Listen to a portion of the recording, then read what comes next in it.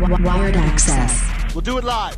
Wired Axcess. Do it live. Wired Axcess. We'll do it live. Wired Axcess. That's right. It is DJ K-Dub Omaha Wired Axcess Podcast, which is a Hurrdat Sports production. We are live out here at Hurrdat Sports Bar in La Vista for the celebration of the Omaha Beef. Nobody can hear what's going on out here, dude. Oh, we're gonna, all right. But it's all good. All right. So, but we, of course, have the commissioner, Todd, Walkenhorst, and then we have the owner, Ricky Bertz of the Omaha Beef. Thank you guys for joining my show. Normally, you're the guy hosting the Monday show. Allegedly, yeah. Then NAL finishes here in Omaha. What all is it combined for all the year for yourself, and what do you think the turnout was? I'll tell you what, it was, I'm kind of breathing a sigh of relief now because, you know, our goal was to put together a successful season for the National Arena League. And we had a lot of transition this season and a lot of things that changed. And my goals are different than Ricky's goals, right? Ricky's goals are to bring a bunch of wins to Omaha and, you know, have an exciting game and win a championship. Mine's to have competitive teams and to have people interested in our league. And, you know, I'll give you a little inside baseball. All week, it was kind of like I wanted to make sure that we had I was hoping we'd have a competitive game, obviously, right? And going into it a couple of weeks before, I knew we were going to have a couple of great options. We were going to have the longest-running indoor football team in the country, playing a regional founding member of the NAL, either Carolina, or plan B was going to be I was going to have the longest-running team against the second longest-running team in indoor football. With the I-29 rivalry, a team that has played each other 52 times previously, in 30 games, and this would be game 53. So I knew I was going to have something. And I thought either of those games would turn out to be something that would be very intriguing and show the league very well. True story, Ducon Williams, who does a lot of production for us, interviewed me before the game. He goes, what would you like to see tonight? And this is on video. I like to see a game, very close, 2 overtimes, and, you know, a lot of drama. And you know what? I mean, I could have asked for a better game, and the fans, I think, got the game that they wanted to see. Obviously, Omaha got the victory that they wanted, the fans there, but there are a lot of Sioux City fans down there as well, and that's what makes that rivalry great. That's what's going to make this league great, and it's 2 great teams that are the foundation for that. Now, of course, one of the biggest things that people are asking, more teams. What is that looking like for 2025, 2026? What's some of the things you got in the works? That's been our job, or my job from the league. And I'm not going to get too deep into the business part because it's going to bore everybody, but it was an interesting league or year business-wise. We knew that. We had to get through it. We had to establish our foundation. If you build it, they will come, right? So yes. We have built a league that I think is attractive to teams that want to play in that space. And we've proved that so far because we're talking to a bunch of teams. And we'll be making our first expansion announcement on Thursday of this week already. Friday. Change the schedule. They didn't even tell. No, my calendar's messed up. Friday, that's correct. Friday this week, our first one's coming. There are others in the pipeline. I'll tell you, if I was resigning today, it's because there's only going to be 5 teams next year. Well, that's not the case, right? That's not a job I want. I'll tell you that right now. So I'm excited for the National Arena League. I believe we're going to be up there where we belong. We're going to have a good number of teams. Most importantly, quality teams. And looking forward to having them compete. I think the fans are going to be very happy with what we present here in 2025. One last question. We'll get you out of here on this. Obviously, the Oklahoma State midseason. How does that really show the development that you guys are looking to do? You obviously want good product. You want safe product everywhere. You guys offer a rebuild or a rebrand. How is that very important to the success of the future? Well, when we talk about Oklahoma, you know, that was something that, again, the business part of this was unique this year. But, you know, if you look at that team, they unfortunately didn't finish the season. That's what you're talking about, right? But that was a team that was competitive in every game still where they played, right? And there were great athletes there. And, you know, they competed, and that's what this league's about. is providing those opportunities, and that's why we let them play as long as we can keep them going. Because when we have those kind of players and coaches, we want to give those opportunities, right? Yes. So that shows us those guys are out there. Those guys are looking for those opportunities. Now, we didn't quite have the match, right, for the teams with the ownership, with the community, but that's a great market. It has been for us in the past. It may be again in the future. We have players that want to play, and it's something that we'll evaluate one way or the other, and that'll be part of our discussions. And that's an example of why we were bullish on expansion in 2025. When you look at, Ricky, all these expansions, you see the opportunity for these athletes. How important was it for all the leagues to finish strong, just like the UFL, the XFL, to give spring football something to be proud of in this area? I mean, I think it's incredibly important, not only for the players, for the coaches, but for the fans and the communities as well. You can talk about the economic impact of what that has on a community. And so it's not just the entertainment aspect of people coming out and enjoying a football game, but when you try to quantify that from what that means from a dollar revenue coming into a community for employees at the arena, people at the vendors at the concession stands, the merchandise stands, the people coming in spending their dollars, the tax revenue that comes off of that. That number is a massive number that's quantified time and time and time again. And I can tell you that, I mean, I know beyond a reasonable doubt that for Omaha, for example, it had a 7-figure impact on the economy here this year. And that is incredibly important in so many different ways.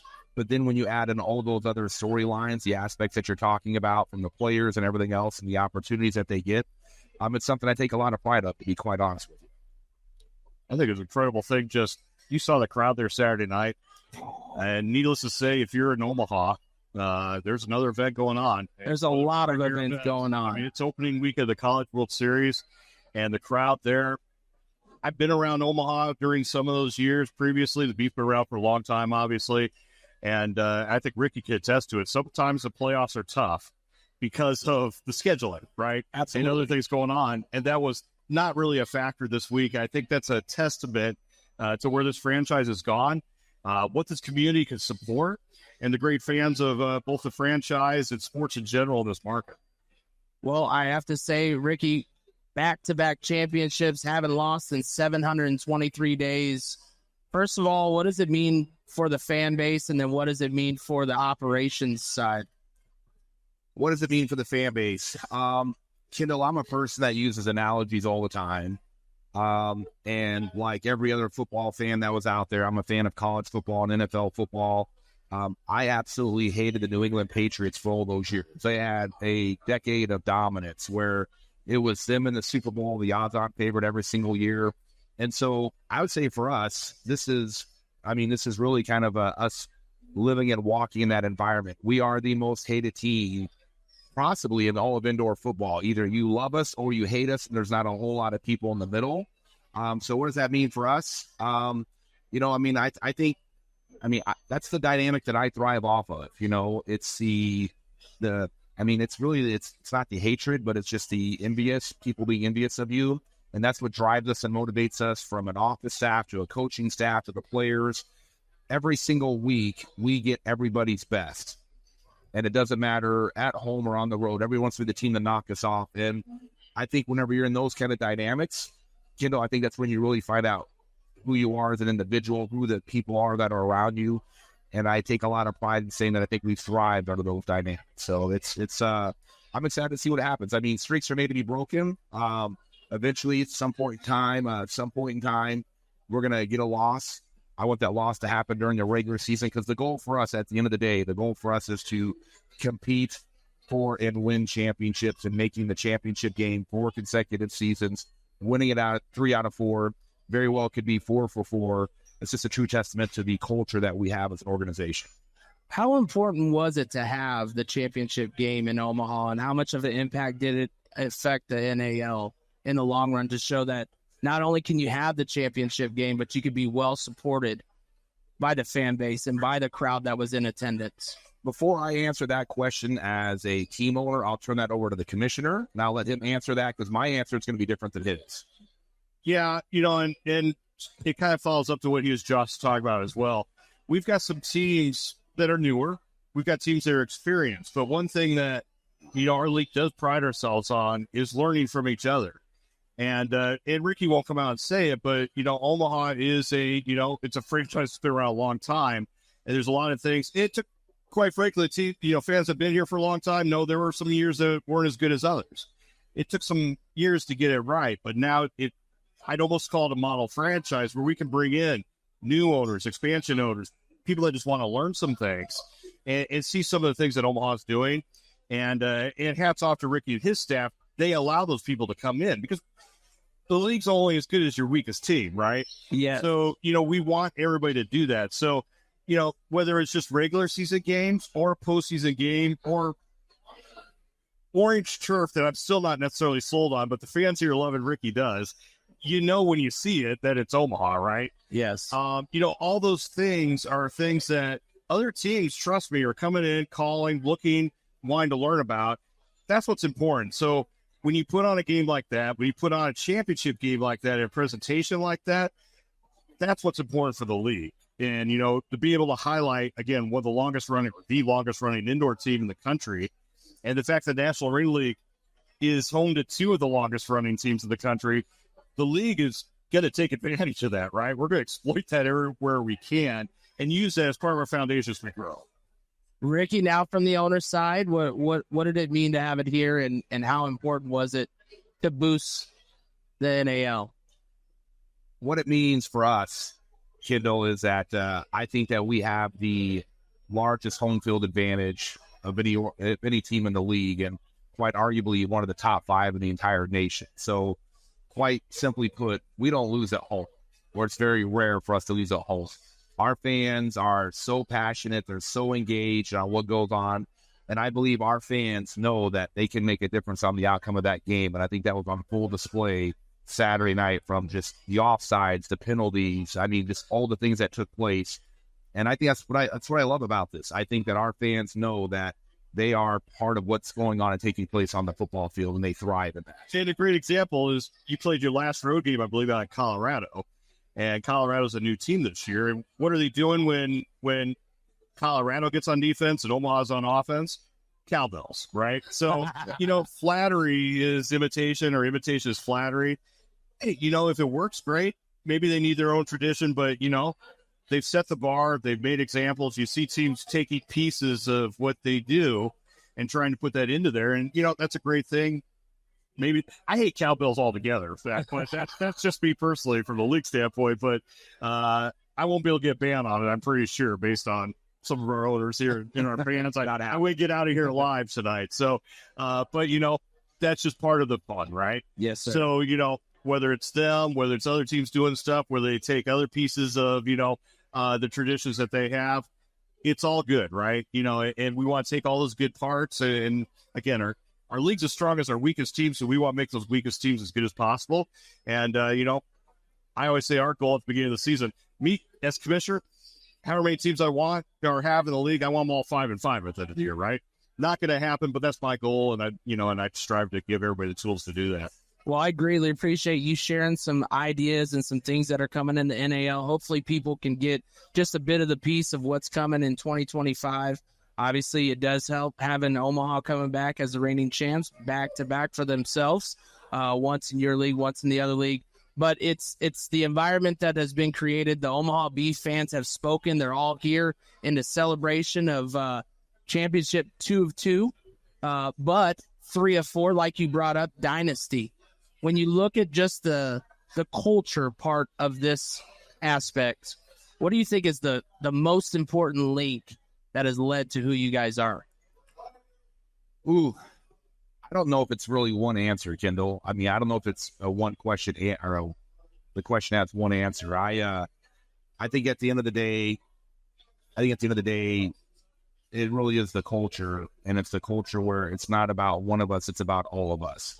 Whether it be a player, whether it be a business supporter, whether it be a prime dancer, a rump roaster, a football player, a coach, all of us come together for a common goal on there. And I mean, it's for me, Kendall, it's just something that I can't put into words how strong that is. And I have it's a firm belief of everything that goes on top to bottom this makes us who we are. I mean, I think we're in an incredibly unique situation, but I think it's a situation that has been built over even before I got here, to be quite honest with you. It's not about me or anything, never has been. This team had a massive fan base and following before I even came into the equation. And I don't know if it's something that's in the Midwest, something about Omaha. Actually, if you look at Omaha in general, Omaha is a massive market that supports minor league sports. If you look at it, Todd talked about the College World Series going on. They have the Olympic swim trials. I mean, they get 40, 50,000 people that show up for that. You know, I mean, we had the Supernovas come up this year. They let the league in attendance as well. You know, I mean, they have like the national curling championships here in Omaha. It is crazy what this town supports, you know. And but I think what's the common denominator of all those is, and why maybe higher level pro sports don't work is it's the passion that's involved in those lower level, or I say lower level in parentheses or quotes. It's perceived as lower level. You ask any of these players if it meant less to them to win a championship. That's not the case, right? No. The fans here can feel that. You know, they can feel that passion of these players and doing it for the right reasons, whether it's these people or all those other events that you mentioned. That's what these fans in Omaha, and it's a little different market. You know, I mean, I've worked in professional markets. I've been in the NFL for several years. It's different here, you know, in Omaha. And Omaha's got something special, and their fans do too. Well, I greatly appreciate your time. We'll go ahead and get Coach Tatum up here next. Mr. Tatum. Once again, we're out here at Hurrdat Sports Bar in La Vista with all the Omaha Beef fans out here to support their championship. 3 in the past 4 years. They haven't been defeated in 723 days. 2 undefeated seasons. And hopefully we'll get Coach Tatum up here. There you go. Oh, yeah, we're good. Sorry, my fault. But anyways, there's just a lot of Omaha Beef things going on as far as, like you said, rump roasters, dancers. They give out, there's a lot of activities that happen throughout the game. You feel like you're at the family organization that want your kids to be there to get excited with the game of football.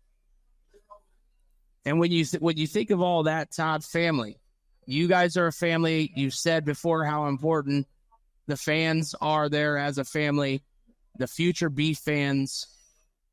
What was it like to have all those kids to be able to run around different times throughout the day?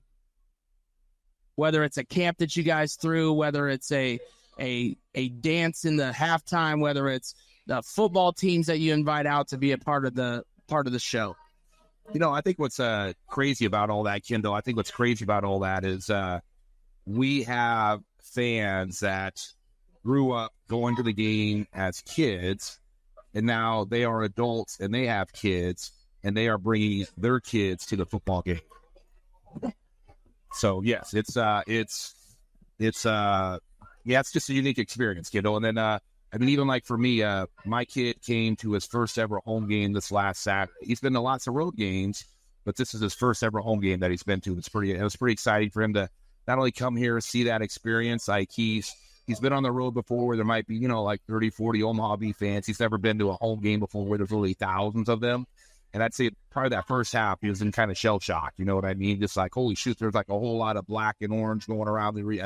Second half, he was yelling and hollering and screaming and stuff like that. I mean, I've actually got a message from his mom here that, hey, he's watching the live and everything else and stuff like that. So just, I think it's just what we have here in Omaha is very special, very unique.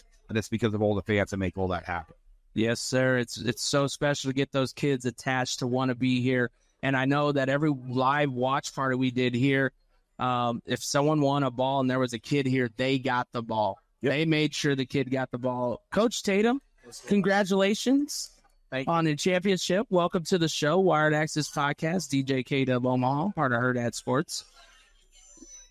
You've had less than 48 hours to kind of relieve and think of what all has happened in this past year. What did it mean to come to the Omaha Beef, be a part of something great in a back-to-back championship and be the leader of that from the coaching standpoint? I was a part of it last year, so I pretty much seen what like the blueprint was, and pretty much just followed that almost that same blueprint, and then we just kind of duplicated with our own little twists and different things. We just duplicated the success. Players, of course, had their ups and downs. You as a coach had to be that even kill. What did it mean when sometimes you knew that they were on your back to kind of make you do better and you were able to hold them accountable in the same way when you needed them most? When football becomes a family thing, and just like we hold them accountable, they hold us accountable also. So they watch what we do, and not only do they go through things as we see this past season, like coaches go through things also, and as long as we're there to lean on each other, and depend on each other, that's kind of like where the growth starts, and then as long as we know that each other care about each other now, it's like we'll go to war with each other on any given day. When you think back of this year, what do you think was your biggest learning curve that you had to overcome to possibly put yourself in the best position that you did by the end of the year? I feel like I had to become a better coach from the eyes of the people that are watching. The X's and O's was never an issue. I guess it was just my personality.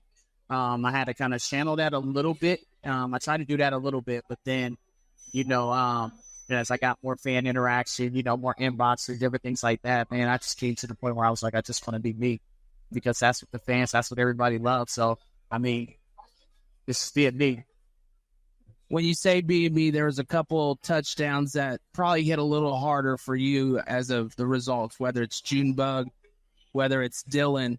When you get to finish those little things to change young athletes' lives, to understand that they could do whatever they want to do, how important is that to your job? And knowing that you ended the day the way that you wanted to, and being able to provide these opportunities? For me, it's big, man. Me and Junebug, we talked about it for a little bit, and briefly, but I know that was one of the things that he really wanted to do, so I made sure that, he's been asking me for 2 years. He just wants to catch a touchdown. Like, he's been involved with the program for so long, and it's like, I don't ask for much. But, and then some of the guys was like, man, like Tommy's like, I want to get Junebug a touchdown. So I had to wait for the timing to be right. And then as soon as the timing was right, even when the timing was right, we didn't feel like it was right. And I was like, this is what I'm calling. It's time, Junebug. Here we go. And then we called the play, he scored. So, it's about making dreams come true. Just like this made my dream come true with being a head coach and then winning the championship. So, it's come full circle. Your first thought of Saturday and your final thought, what's the difference? I'm going to give you my fourth quarter at the end, and then my final. Okay. All right. That's how interesting it was. Going into the game, I was very, very confident that we were 20, 30 points better than them.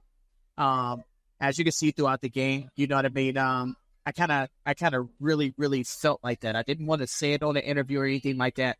But as we start to score and start pouring it on and things like that, it was like, this is what I'm talking about. This is my idea of what the championship should look like. Okay.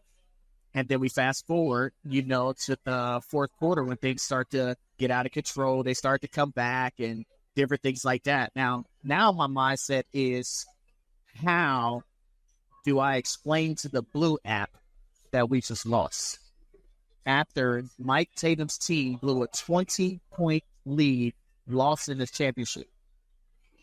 Then we go to overtime. And it's like, oh, we're going to win this, and I just, for the life of me, I would never understand why in the championship game you have a kicker and you do not kick the ball to win the biggest game of the year. That was the craziest call I've ever seen. After they did that, I went to our guys and I was like, it took one mistake and you're gonna eat it up. You're gonna pay for that. For being cocky, you're gonna pay for that. We made them pay for it, man. Those guys was hungry after that. 24 hours after the championship, what was the first thing that you did to kind of just get back to reality? I don't know, man, because unless I leave the state of Omaha, Nebraska, football does not stop. Football has not stopped for me since I got here. So I haven't really got a chance to really unwind. It's just being football, and I mean, emotions, being able to talk to the players, them thanking me thanking them. And I mean, just, I don't know, man. It's amazing. It's amazing. I'm still not over it yet. It still hasn't sunk in that we won a championship. You played for many teams. You've played and been around football for so long. The fan support that they have here, what did that mean to you and for them to show up and show out for the championship? I always try to make sure that our fans know that we appreciate everything that they do. Because at one point in that game, I think they probably got about 3 or 4 penalties in a row, and that's credited to the fans. That's the noise, that's the team playing well, different things like that. But I mean, like I said, I keep on saying it, man. When I first came to Omaha, I was a long-time tenured member of the Sioux Falls Storm. I thought Sioux Falls had the best fans. I was mistaken, man. Omaha has the best fans in the indoor game, and it's not even close. All right, we'll get you out on this. What is the last message that you want for your 2024 regime for the Omaha Beef to be known as? What's the last message you want to leave them with? So we preach legacy. We preach legacy before the game. We talk legacy. But then after the game, we talk dynasty. Dynasty for us means forever embedded in life. It's building something that can never be or possibly can't be done again until it's done again. I don't think nobody's ever going to win 2 undefeated seasons again like we did and go win 23 games. That's crazy. And one you had to beat 3 times. That alone was crazy. I mean, that's always one of those top things of how many times do we got to play a team in 1 year? But the thing about it, we didn't even flex plan up 3 times. We still felt like we were 20 points better than them. These guys were just hungry, man. This great group of guys. Well, once again, I appreciate your time, Coach Tatum. Congratulations on your guys' championship. 2 in the past 2 years, 3 in the past 4 years. 2025, what's it going to bring? 2025, we are going to win another ring in 2025. Mark that down, write it down. He don't care. Yes. Take a picture. Yes. Omaha Beef and Coach Tatum, we're going to win a championship in 2025. All right, Coach Tatum, Omaha Beef, I appreciate you. We're going to have MVP up here, Mr. Tommy Armstrong Jr. Join right here. Let Coach Tatum get around. He just got here.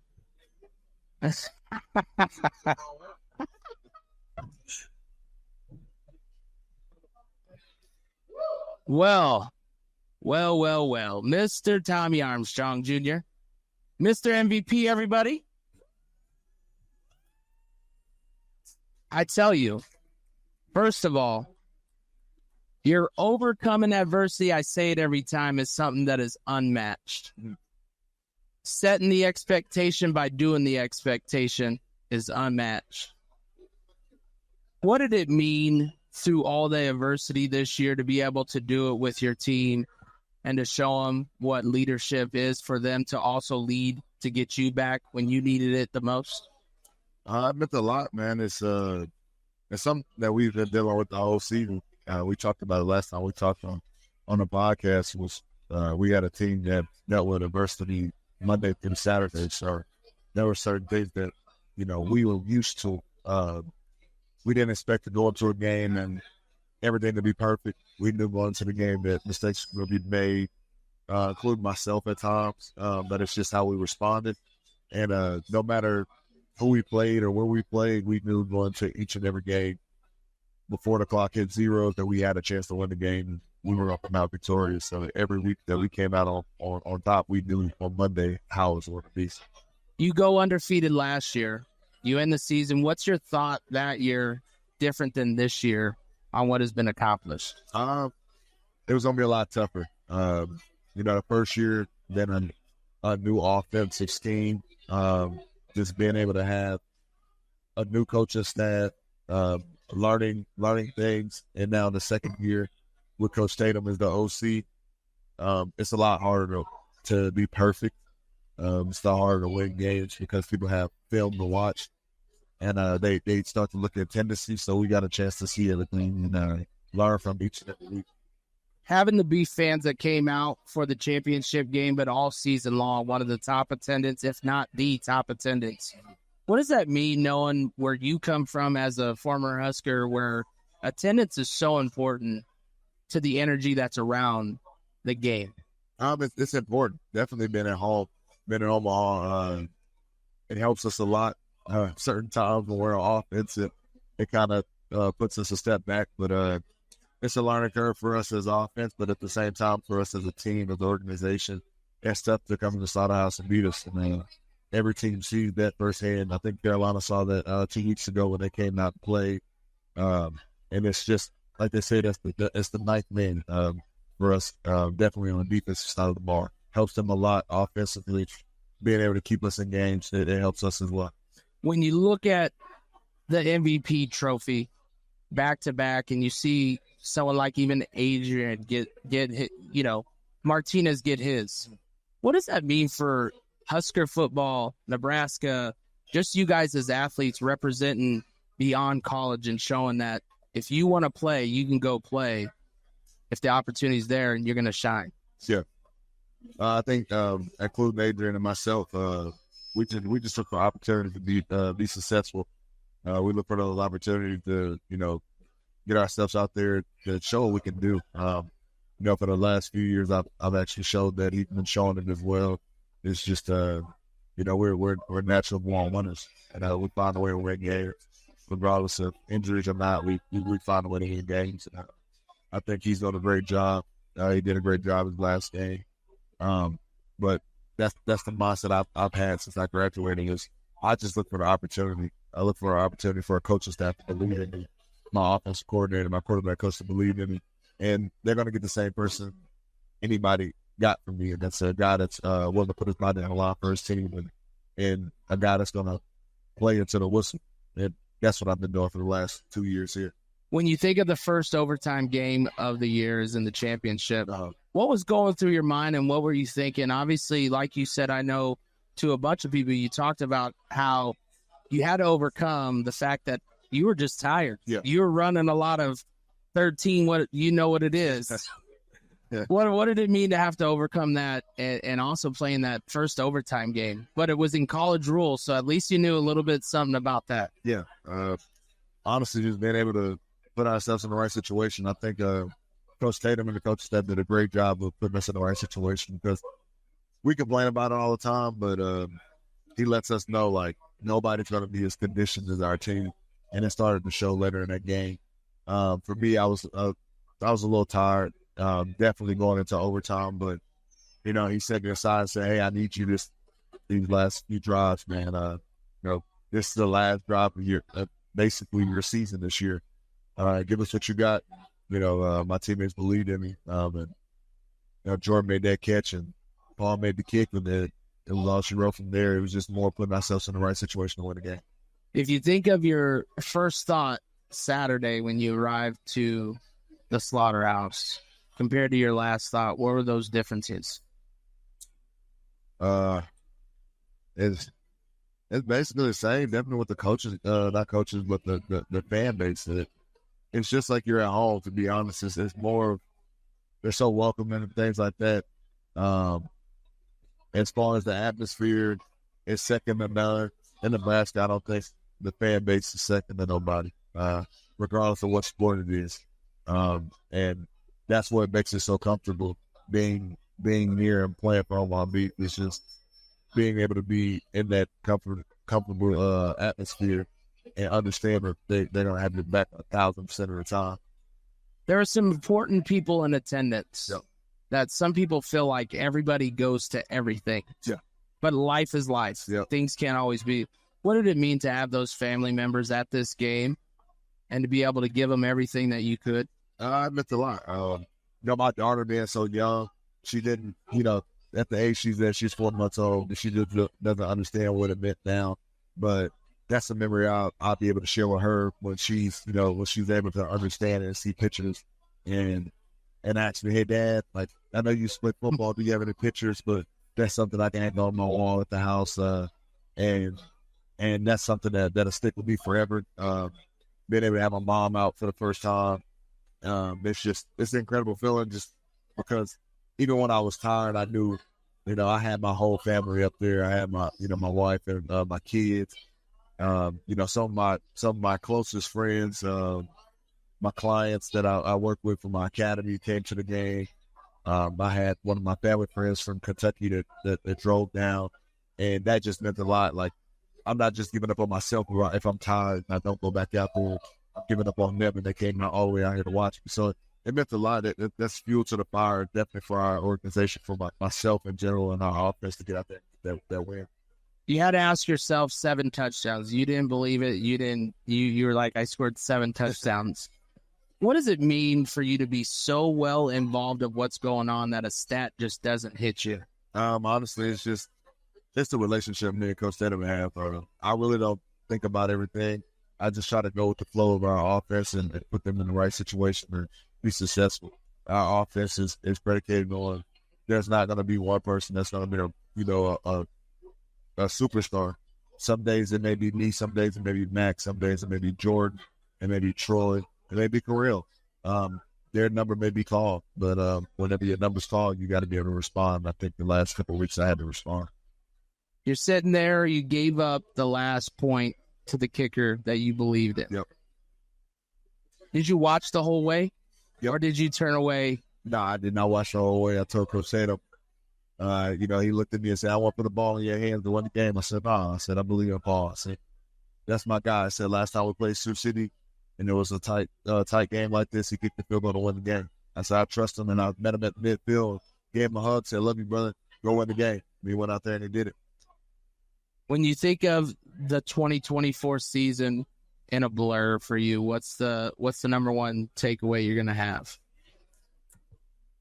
Honestly, it's just the adversity that we went through this year. It not only brought me closer with my teammates, but I think us as an organization, the coaching staff, it brought us in a lot closer because we had our backs against the wall a lot. We knew going into this season that we was going to have a big target on our back, but it brought us in closer. We had new faces, had a new defensive coordinator, a lot of people outside of Omaha doubted us of what we could do, but we kind of silenced that the first couple of weeks. And then it was just more of, hey, we just need to knock them off their win streak. But we did a great job of sticking together and understanding that every single game that we play, we got a chance to win. And if we play Omaha Beef football, we're going to come out victorious. And we do that every single week. And I think that prepared us for this last game.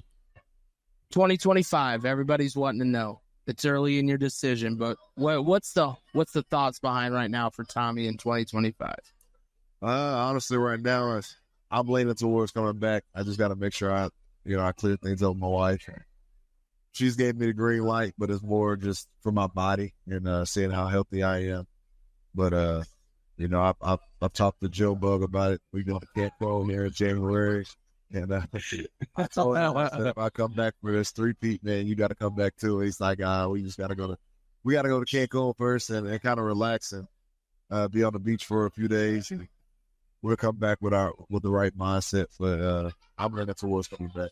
Well, once again, Tommy Armstrong Jr., man, the MVP. I appreciate your time. I appreciate you sharing your moments with us up here at the Beef celebration party for the championship, and congratulations back to back. Appreciate you. Thank you. Yes, sir. All right, next up we need Sheldon Augustine, number 23. All right, we're going to give a big shout out to Sheldon here. He was the wide receiver who played DB and intercepted the football on their final drive in regulation. Go ahead and jump on with me here. He's also about to leave, so he's going to head out to the airport. Sheldon, we'll go ahead and move this mic right there for you. Appreciate it. Sheldon, you joined the Beef and later in the year. You went through this short period with them. What all did you gain from this, and what did it mean to get that interception when your team needed it the most? I gained a lot from coming here to Omaha. You guys, the fans are here. They're very excited. They're very into the game. So whatever I can do to turn the fans up and make sure the fans get the momentum, that's what I want to do as an offensive special team. Being a player that plays both ways, it kind of gets taken away sometimes at certain high schools, certain colleges. You can't do it. What does it mean for like arena team to be able to allow you to show and display anything that if you get an opportunity to play somewhere else, they see what you got? For like I said, I'm gonna give the glory to God because He gave me the God-given talent to do this. And like you said, a lot of people is not given the opportunity to play both ways, but I was given the opportunity to play both ways every level of football I played on. So like, I give every glory to God for that. Also, I also played defense, and I was pretty good. DB in college also, about the 3-time All-American receiver. I was a lockdown DB also. 2025, have you already thought about it? It's so short, so quick to turn around. Nah, man, I'm just soaking in the moment right now. I don't look to the future. I live in the present. Well, Sheldon, I greatly appreciate your time before you head out. I greatly appreciate everything that you've done for the Omaha Beef to help them secure a championship for back-to-back years. And travel safe. Where's home? Where are you headed out to? I'm headed back to New Orleans. All right, man. Travel safe. Thanks for coming to Omaha, Nebraska. We appreciate you. All right. Well, once again, DJ K-Dub, Omaha Wired Access Podcast, which is a Hurrdat Sports production. We are live out here at the Omaha Beef celebration of their championship. I appreciate your time. Appreciate you checking out, and we'll see you next time.